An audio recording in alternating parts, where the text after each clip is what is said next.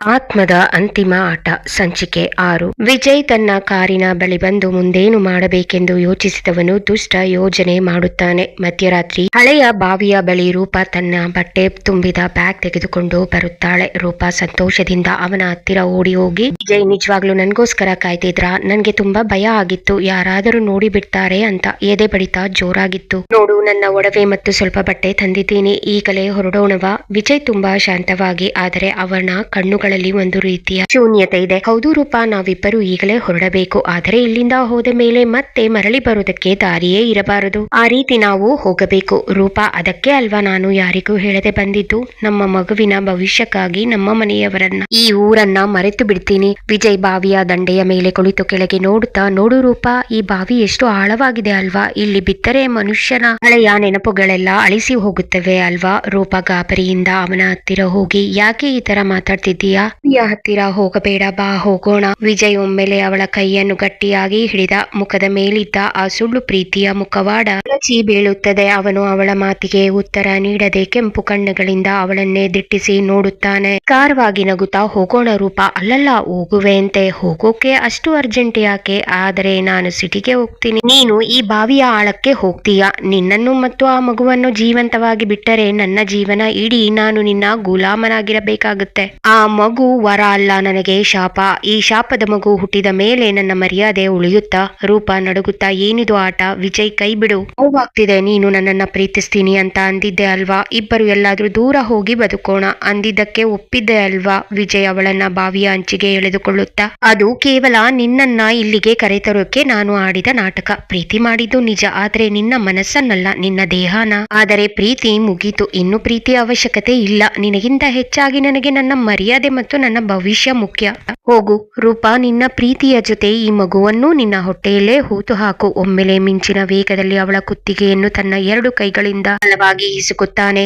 ರೂಪಾಳ ಕೈಯಲ್ಲಿದ್ದ ಬಟ್ಟೆಯ ಬ್ಯಾಗ್ ನೆಲಕ್ಕೆ ಬೀಳುತ್ತದೆ. ರೂಪಾ ಕಿರುಚುತ್ತಾ, ಬೇಡ, ಮಗುವನ್ನ ಕೊಲ್ಲಬೇಡ. ಬೇಕಾದರೆ ನಾನು ನಿನಗೆ ತೊಂದರೆ ಕೊಡಲ್ಲ. ಈ ಊರನ್ನೇ ಬಿಟ್ಟು ಹೋಗ್ತೀನಿ, ಯಾರಿಗೂ ಮುಖ ತೋರಿಸಲ್ಲ. ಪ್ಲೀಸ್, ನಮ್ಮ ಮಗುವನ್ನ ಕಾಪಾಡು. ಅವಳ ಮಾತನ್ನು ಕೇಳದೆ ಕ್ರೂರವಾಗಿ ಅವಳ ಕತ್ತು ಹಿಸುಕುತ್ತಾನೆ. ವಿಜಯ್ನ ಆಘಾತಕಾರಿ ದಾಳಿಗೆ ರೂಪಾ ಒದ್ದಾಡುತ್ತಿರುತ್ತಾಳೆ. ಅವಳಿಗೆ ಉಸಿರು ಕಟ್ಟಿದಂತಾಗುತ್ತದೆ. ಅವಳು ವಿಜಯ್ ಕೈಗಳನ್ನು ಬಿಡಿಸಿಕೊಳ್ಳಲು ಪ್ರಯತ್ನಿಸುತ್ತಾ, ವಿಜಯ್ ಬಿಡು ಮಗು ಎಂದು ತೊದಲುತ್ತಾಳೆ. ಅವಳ ಕಣ್ಣುಗಳು ಹೊರಬಂದಂತಾಗಿ ಮುಖವೆಲ್ಲ ಕೆಂಪಾಗುತ್ತದೆ. ವಿಜಯ್ ಅವಳ ಕಣ್ಗಳನ್ನೇ ನೋಡುತ್ತಾ, ಸತ್ತು ಹೋಗು ರೂಪಾ, ನೀನು ಬದುಕಿದ್ದರೆ ನಾನು ನೆಮ್ಮದಿಯಾಗಿ ಇರಲು ಬಿಡಲ್ಲ ಎಂದು ಹಲ್ಲು ಕಚ್ಚಿ ಹೇಳುತ್ತಾನೆ. ರೂಪಾ ತನ್ನ ಕೊನೆಯ ಪ್ರಯತ್ನವಾಗಿ ವಿಜಯ್ನ ಮುಖವನ್ನು ಪರಚುತ್ತಾಳೆ. ಕತ್ತು ಹಿಸುಕುವಾಗ ರೂಪಾ ಹೀನಾ ಧ್ವನಿಯಲ್ಲಿ, ವಿಜಯ್, ಹೀಗೆ ಮಾಡಬೇಡ. ನನ್ನ ಮಗುವಿಗೋಸ್ಕರನಾದ್ರೂ ನನ್ನನ್ನ ಜೀವಂತ ಬಿಡು. ಮಗುವನ್ನ ನನ್ನನ್ನ ಉಳಿಸು.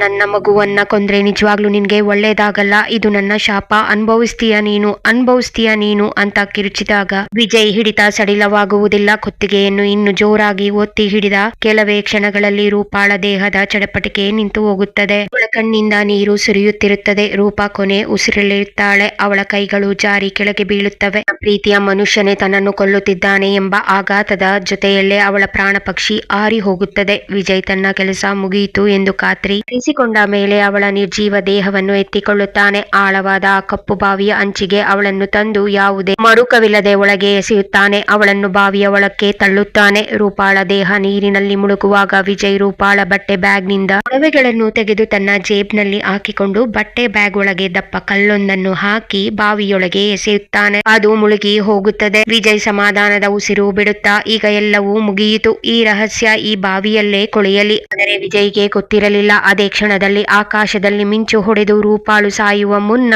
ಅವನಿಗೆ ಕೊಟ್ಟ ಆ ಕಣ್ಣೀರಿನ ಶಾಪವೇ ಅವನನ್ನು ಕಾಡಲು ಶುರುವಾಗಲಿದೆ ಎಂದು. ಹಳೆಯ ಬಾವಿಯ ದಂಡೆ. ಮಧ್ಯರಾತ್ರಿ ಶಾಂತವಾಗಿದ್ದ ಆ ರಾತ್ರಿಯಲ್ಲಿ ದೇಹವು ನೀರಿಗೆ ಬೀಳುವ ದಪೀರ್ ಎಂಬ ಬಿಭತ್ಸ ಸದ್ದು ಕೇಳಿಸುತ್ತದೆ.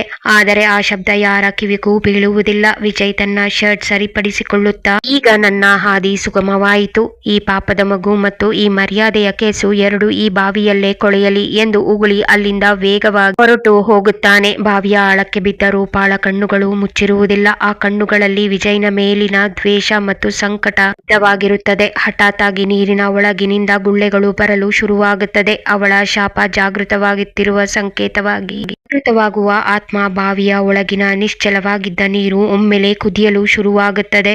ಎಸೆದಿದ್ದ ಕಲ್ಲುಗಳು ನೀರಿನ ಅಡಿಯಿಂದ ತಾವಾಗಿಯೇ ಮೇಲೆ ತೇಲಿ ಬರತೊಡಗುತ್ತವೆ. ರೂಪಾಳ ನಿರ್ಜೀವ ದೇಹವು ನೀರಿನ ಮೇಲೆ ಮಲಗಿದ್ದ ಸ್ಥಿತಿಯಿಂದ ನಿಧಾನವಾಗಿ ಅತಿ ಮಾನುಷವಾಗಿ ನೇರವಾಗಿ ನಿಲ್ಲುತ್ತದೆ. ಅವಳ ಮುಚ್ಚಿದ ಕಣ್ಣುಗಳು ಒಮ್ಮೆಲೆ ತೆರೆದುಕೊಳ್ಳುತ್ತವೆ. ಆದರೆ ಆ ಕಣ್ಣುಗಳಲ್ಲಿ ರೆಪ್ಪೆಗಳಿರುವುದಿಲ್ಲ.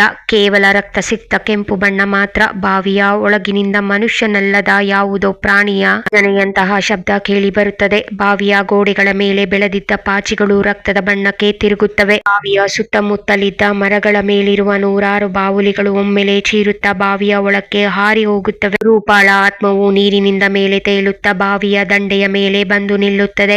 ಅವಳ ಬಿಳಿ ಉಡುಪು ಈಗ ಸಂಪೂರ್ಣವಾಗಿ ರಕ್ತಸಿಕ್ತವಾಗಿದೆ. ಅವಳ ಕುತ್ತಿಗೆಯಲ್ಲಿ ವಿಜಯ್ ಇಸುಕಿದ ಕಪ್ಪು ಕಲೆಗಳು ಇನ್ನೂ ಕಪ್ಪಾಗಿ ಬೆಂಕಿಯಂತೆ ಉರಿಯುತ್ತಿರುತ್ತವೆ. ಅವಳು ಬಾಯಿ ತೆರೆದಾಗ ಕೇವಲ ಅಳುವಿನ ಸದ್ದಲ್ಲ, ಸಾವಿರಾರು ಗಾಜಿನ ಚೂರುಗಳು ಉಜ್ಜಿದಂತಹ ಕರ್ಕಶ ಧ್ವನಿ ಕೇಳಿಸುತ್ತದೆ. ದೂರದಲ್ಲಿ ಓಡಿ ಹೋಗುತ್ತಿದ್ದ ವಿಜಯ್ಗೆ ಹಠಾತ್ ಆಗಿ ಕಾಲಿಗೆ ಏನೋ ತಗುಲಿದಂತಾಗುತ್ತದೆ. ಅವನು ಕೆಳಗೆ ನೋಡಿದಾಗ ಒಣಗಿದ ನೆಲದ ಮೇಲೆ ಹಸಿ ನೀರು ಹೆಜ್ಜೆಗಳು ಕಾಣಿಸುತ್ತವೆ. ಆ ಹೆಜ್ಜೆಗಳು ಬೇರೆ ಯಾರದ್ದೂ ಅಲ್ಲ, ಬಾವಿಯಿಂದ ನೇರವಾಗಿ ಅವನ ಕಡೆಗೆ ಬರುತ್ತಿವೆ. ಅವನು ಹಿಂದೆ ತಿರುಗಿ ನೋಡಿದಾಗ ಬಾವಿಯ ದಂಡೆಯ ಮೇಲೆ ರೂಪಾಳ ನೆರಳು ಬೆಟ್ಟದಷ್ಟು ಎತ್ತರಕ್ಕೆ ಬೆಳೆದು ನಿಂತಿರುತ್ತದೆ. ಅವನು ಅದು ತನ್ನ ಭ್ರಮೆ ಎಂದು ಭಾವಿಸಿ ಕಾರ್ ಹತ್ತಿ ಸಿಟಿ ಕಡೆಗೆ ಪ್ರಯಾಣ ಬೆಳೆಸುತ್ತಾನೆ. ರೂಪಾಳ ಆತ್ಮವು ತನ್ನ ರಕ್ತಸಿಕ್ತ ಕೈಯನ್ನು ವಿಜಯ್ ಕಡೆಗೆ ಚಾಚುತ್ತಾ, ನನ್ನನ್ನು ಕೊಂದೆ ಅಲ್ವಾ, ನನ್ನ ಮಗುವನ್ನ ಕೊಲ್ಲೋಕೆ ನೋಡಿದೆ ಅಲ್ವಾ, ಈಗ ಈ ಬಾವಿಯ ತಲೆಯಲ್ಲಿ ನಾನು ಅನುಭವಿಸಿದ ನರಕವನ್ನೇ ನಿನಗೆ ತೋರಿಸ್ತೀನಿ, ನಿನ್ನ ಮರಣದ ಕರೆಯನ್ನೇ ನಾನೇ ಕೂಗ್ತೀನಿ ಎಂದು ಕಿರುಚಿದಾಗ ಸ್ಮಶಾನದ ಕಲ್ಲುಗಳು ಬಿರುಕು ಬಿಡುತ್ತವೆ. ರೂಪಾಳ ವಿಕಾರ ರೂಪ ಮತ್ತು ಕಪ್ಪು ಹೊಗೆಯ ಅಬ್ಬರ, ರಕ್ತ ಸುರಿಯುವ ಕಣ್ಣುಗಳು. ರೂಪಾಳ ಆತ್ಮವು ನೀರಿನಿಂದ ಮೇಲೆ ಬರುತ್ತಿದ್ದಂತೆ ಅವಳ ಕಣ್ಣುಗಳಲ್ಲಿನ ಬಿಳಿ ಭಾಗ ಮಾಯವಾಗಿ ಸಂಪೂರ್ಣ ಗಾಢ ಕೆಂಪು ಬಣ್ಣಕ್ಕೆ ತಿರುಗುತ್ತದೆ. ಅವಳು ವಿಜಯ್ ಕಡೆಗೆ ದ್ವೇಷದಿಂದ ನೋಡಿದಾಗ ಅವಳ ಕಣ್ಣಿನ ಕೆಳಭಾಗದಿಂದ ದಟ್ಟವಾದ ಕಪ್ಪು ಮಿಶ್ರಿತ ರಕ್ತವು ಸುರಿಯಲು ಶುರುವಾಗುತ್ತದೆ. ಆ ರಕ್ತವು ಕೇವಲ ಹನಿಯಾಗಿ ಬೀಳದೆ ಅವಳ ಕೆನ್ನೆಯ ಮೇಲೆ ಕಪ್ಪು ಗೆರೆಗಳನ್ನು ಮೂಡಿಸುತ್ತಾ ಅವಳ ಬಿಳಿ ಬಟ್ಟೆಯ ಮೇಲೆ ಹರಿಯುತ್ತದೆ. ಇದು ಅವಳ ಆತ್ಮವು ಅನುಭವಿಸುತ್ತಿರುವ ಅತೀವ ನೋವು ಮತ್ತು ಸೇಡಿನ ಸಂಕೇತವಾಗಿ ಕಾಣಿಸುತ್ತದೆ. ಆವರಿಸುವ ಕಪ್ಪು ಹೊಗೆ ರೂಪಾಳ ಪಾದಗಳಿಂದ ದಟ್ಟವಾದ ಕಪ್ಪು ಹೊಗೆ ಹೊರಬರಲು ಶುರುವಾಗುತ್ತದೆ. ಆ ಹೊಗೆಯು ಸಾಧಾರಣ ಹೊಗೆಯಂತೆ ಇರದೆ ಜೀವಂತ ಹಾವಿನಂತೆ ಸುರುಳಿ ಸುತ್ತುತ್ತಾ ಸುತ್ತಮುತ್ತಲಿನ ಜಾಗವನ್ನೆಲ್ಲ ಆವರಿಸುತ್ತದೆ. ಆ ಹೊಗೆ ಎಲ್ಲಿ ಹರಿಯುತ್ತದೋ ಅಲ್ಲಿನ ಹಸಿರು ಗಿಡ ಕ್ಷಣಾರ್ಧದಲ್ಲಿ ಒಣಗಿ ಬೂದಿಯಾಗುತ್ತವೆ. ಇದು ರೂಪ ಕೇವಲ ಸಾಮಾನ್ಯ ಆತ್ಮವಲ್ಲ, ಬದಲಾಗಿ ಪ್ರಕೃತಿಯನ್ನೇ ಶಪಿಸುವ ಶಕ್ತಿಯಾಗಿ ಬದಲಾಗಿದ್ದಾಳೆ ಎಂದು ತೋರಿಸುತ್ತದೆ. ಆ ಕಪ್ಪು ಹೊಗೆಯ ಒಳಗೆ ವಿಜಯ್ಗೆ ಏನೋ ಕಾಣಿಸದಂತೆ ಅಂಧಕಾರ ಆವರಿಸುತ್ತದೆ, ಕೇವಲ ಕತ್ತಲೆ ಮಾತ್ರ. ಹೊಗೆಯ ಒಳಗಿನಿಂದ ರೂಪಾಳ ವಿಚಿತ್ರವಾದ ನಗು ಮತ್ತು ಅವಳ ಬಾವಿಯಲ್ಲಿ ಉಸಿರುಗಟ್ಟಿದಾಗ ಮಾಡಿದ ಶಬ್ದಗಳು ನೂರಾರು ಪಟ್ಟು ಜೋರಾಗಿ ಕೇಳಿಸುತ್ತವೆ. ಆ ಹೊಗೆಯೇ ಅವಳನ್ನು ವಿಜಯ್ ಹತ್ತಿರಕ್ಕೆ ಅತಿ ವೇಗವಾಗಿ ತೇಲಿಸಿಕೊಂಡು ಹೋಗುತ್ತಿರುತ್ತದೆ. ಕಪ್ಪು ಹೊಗೆಯ ನಡುವೆ ರೂಪಾಳ ಗಾತ್ರ ಒಮ್ಮೆಲೆ ದೊಡ್ಡದಾದಂತೆ ಭಾಸವಾಗುತ್ತದೆ.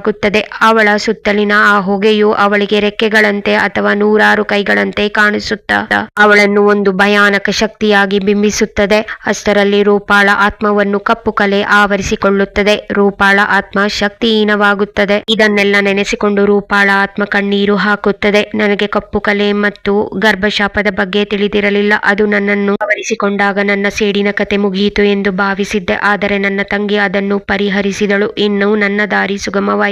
ಬೇಗ ನಿನ್ನ ಬಳಿ ಬರ್ತೀನಿ ವಿಜಯ್, ಬರ್ತೀನಿ. ನೀನೊಬ್ಬನೇ ಅಲ್ಲ, ನನಗೆ ಇನ್ನೂ ಒಬ್ಬ ಶತ್ರು ಇದ್ದಾನೆ. ನನ್ನ ಪ್ರೆಗ್ನೆಂಟ್ ರಿಪೋರ್ಟ್ ಇಟ್ಟುಕೊಂಡು ನನ್ನನ್ನೇ ಬ್ಲಾಕ್ ಮೇಲ್ ಮಾಡಿರೋ ಆ ವಾರ್ಡ್ ಬಾಯ್. ಮೊದಲು ಅವನನ್ನ ಮುಗಿಸಿ ನಂತರ ನಿನ್ನನ್ನು ನರಳಿ ಸಾಯೋ ಹಾಗೆ ಮಾಡ್ತೀನಿ ವಿಜಯ್ ಎಂದು ಹಲ್ಲು ಕಡಿಯುತ್ತಾ ಕರ್ಕಶವಾಗಿ ನಗುತ್ತಿದ್ದ ರೂಪಾಳ ನಗು ಸ್ಮಶಾನದಲ್ಲಿ ಪ್ರತಿಧ್ವನಿಸುತ್ತಿತ್ತು. ರೂಪಾಳನ್ನು ನೆನೆಸಿಕೊಂಡು ಅಳುತ್ತಿದ್ದ ಅವನು ಹಳೆಯ ದಿನಗಳು ಕಣ್ಣ ಮುಂದೆ ಕಾಣಿಸಿಕೊಂಡವು. ರೂಪ ತನ್ನ ಗೆಳತಿಯರ ಜೊತೆ ನೀರು ತರಲು ಹೋಗುತ್ತಿದ್ದಾಗ ರಘು ಅವಳನ್ನು ಹಿಂಬಾಲಿಸುತ್ತಿದ್ದ ಆ ದಿನಗಳು. ರಘು ಬಿದಿರಿನ ಕೊಳಲನ್ನು ನುಡಿಸುತ್ತಾ ಅವಳ ಗಮನ ಸೆಳೆಯುತ್ತಿದ್ದ. ರೂಪ ನಾಚಿಕೆಯಿಂದ ತನ್ನ ಸೆರೆಗನ್ನು ಬೆರಳಿನಲ್ಲಿ ಸುತ್ತುತ್ತಾ ಅವನನ್ನು ಕದ್ದು ನೋಡುತ್ತಿದ್ದ ಆ ಕ್ಷಣಗಳು ಬಹಳ ಪವಿತ್ರವಾಗಿದ್ದವು. ಆದರೆ ಬರುತ್ತಾ ರೂಪ ರಘುವಿನ ಕಡೆ ನೋಡುವುದನ್ನೇ ಬಿಟ್ಟು ಬಿಟ್ಟಳು. ಆಗ ರಘು ಅವಳನ್ನು ಪ್ರಶ್ನೆ ಮಾಡಿ ತಾನು ಅವಳನ್ನು ಪ್ರೀತಿಸುತ್ತಿರುವುದಾಗಿ ಹೇಳಿದಾಗ ಅವಳು ರಘುವನ್ನು ಪ್ರೀತಿ ಮಾಡುತ್ತಿರುವುದಾಗಿ ಒಪ್ಪಿಕೊಳ್ಳಲಿಲ್ಲ. ಸುಮ್ಮನೆ ನಿನ್ನ ಕೊಳಲು ನಾದ ಇಷ್ಟವಾಗಿ ನೋಡುತ್ತಿದ್ದೆ ಅಷ್ಟೇ ಎಂದು ಹೇಳಿದಾಗ ರಘು ರಂಪಾಟ ಮಾಡಿದ. ಕೊನೆಗೆ ಈ ವಿಷಯ ಇಬ್ಬರ ಮನೆಗೆ ತಲುಪಿ ತಲುಪಿ ಕೊನೆಗೆ ರಘು ತಂದೆ ತಾಯಿ ತನ್ನ ಮಗನದೇ ತಪ್ಪೆಂದು ಒಪ್ಪಿಕೊಂಡು ಅವನ ಬಳಿ ಆಣೆ ಪ್ರಮಾಣ ಮಾಡಿಸಿ ಊರನ್ನೇ ಬಿಟ್ಟು ಕಳುಹಿಸಿದ್ದನ್ನು ನೆನೆಸಿಕೊಂಡು ಬೇಸರ ಮಾಡಿಕೊಳ್ಳುತ್ತಾನೆ. ರಘು, ರೂಪ, ನಾನು ನಿನ್ನನ್ನು ಪ್ರಾಣಕ್ಕಿಂತ ಹೆಚ್ಚಾಗಿ ಪ್ರೀತಿ ಮಾಡಿದ್ದೆ. ಆದರೆ ನೀನು ನನ್ನನ್ನು ನೋಡುತ್ತಿದ್ದ ರೀತಿಯಲ್ಲೇ ಪ್ರೀತಿ ವ್ಯಕ್ತವಾಗುತ್ತಿತ್ತು. ಆದರೆ ನೀನು ಇಲ್ಲ ಅಂತ ಸುಳ್ಳು ಹೇಳಿದೆ. ಕಾರಣ ನನಗೆ ತಿಳಿದಿಲ್ಲ. ಆದರೆ ಈಗ ನೀನು ಆತ್ಮಹತ್ಯೆ ಮಾಡಿಕೊಂಡಿದ್ದನ್ನು ಕೇಳಿ ನನ್ನ ಮನಸ್ಸು ಚೂರಾಯಿತು. ನಾನು ಬದುಕಿದ್ದು ಸತ್ತ ಹೆಣ. ಆದರೆ ನಿನ್ನ ಸಾವಿಗೆ ಕಾರಣ ಏನು ಅಂತ ನನಗೆ ತಿಳಿಯುತ್ತಿಲ್ಲ. ಹೇಗಾದರೂ ಮಾಡಿ ನಾನು ನಿನ್ನ ಸಾವಿಗೆ ಕಾರಣ ತಿಳ್ಕೊತೀನಿ, ಬಿಡಲ್ಲ. ಕಾರಣ ತಿಳ್ಕೊತೀನಿ ಎಂದು ಬಿಕ್ಕಿ ಬಿಕ್ಕಿ ಅಳುತ್ತಿದ್ದ. ರೂಪ ಸಾಯುವ ಹಿಂದಿನ ದಿನ ಸಂಜೆ ಅವಳು ಅಪ್ಪನ ಹತ್ತಿರ ಬಂದು ಹೇಳಲು ಹೊರಟಿದ್ದಳು. ಅವಳ ಕಣ್ಣುಗಳು ತುಂಬಿ ಬಂದಿದ್ದವು. ಆದರೆ ಅದೇ ಸಮಯದಲ್ಲಿ ಪಕ್ಕದ ಮನೆಯವರು ಯಾವುದೋ ಗಲಾಟೆ ವಿಷಯವಾಗಿ ಚಂದ್ರಶೇಖರ್ ಅವರನ್ನು ಕರೆಯಲು ಬಂದರು. ನಂತರ ಮಾತನಾಡೋಣಮ್ಮ ಎಂದು ರೂಪಾಳನ್ನು ಸಮಾಧಾನಪಡಿಸಿ ಹೋದವರು ಮರಳಿ ಬಂದಾಗ ಅವಳು ಮನೆಯಲ್ಲಿ ಇರಲಿಲ್ಲ. ಆ ಕ್ಷಣದಲ್ಲಿ ನಾನು ಅವಳ ಮಾತನ್ನು ಕೇಳಿದರೆ ಅವಳ ಮನಸ್ಸಲ್ಲಿ ಏನಿತ್ತು ಅಂತ ತಿಳ್ಕೋಬಹುದಿತ್ತು ಎಂಬ ಆಲೋಚನೆ ಅವರನ್ನು ಈಗ ಕಾಡುತ್ತಿದೆ. ಅಷ್ಟರಲ್ಲಿ ಆ ಬಾವಿಯ ಒಡೆದ ಗೋಡೆಯ ಮೇಲೆ ಒಂದು ದೈತ್ಯಾಕಾರದ ಕಪ್ಪು ನೆರಳು ಮೂಡಿತು. ಅದು ಮನುಷ್ಯನದ್ದೋ ಅಥವಾ ಮೃತ್ಯುವಿನದ್ದೋ ತಿಳಿಯುತ್ತಿರಲಿಲ್ಲ. ಆ ನೆರಳು ಮನೆ ಕಡೆಗೆ ಕೈ ಚಾಚಿತು. ಆದರೆ ಮರುಕ್ಷಣವೇ ಆ ಗಾಳಿಯ ಸುಯ್ ಎಂಬ ಸದ್ದಿನೊಂದಿಗೆ ಆ ನೆರಳು ಕತ್ತಲೆಯಲ್ಲಿ ಮಾಯವಾಗಿ ಹೋಯಿತು. ಅಲ್ಲಿ ಉಳಿದದ್ದು ಕೇವಲ ಆ ಗೂಬೆಯ ಭಯಾನಕ ಕಿರುಚಾಟ ಮಾತ್ರ. ಯಾರಿಗೂ ಗೊತ್ತಿಲ್ಲದ ರೂಪ ಸಾವಿನ ವಿಷಯ ಯಾರಿಗಾದರೂ ತಿಳಿಯುತ್ತದೆಯೇ? ರೂಪ ಆಡುವ ಸಾವಿನ ಈ ಆಟವನ್ನು ಯಾರಿಂದ ಮೊದಲು ಶುರು ಮಾಡುತ್ತಾಳೆ?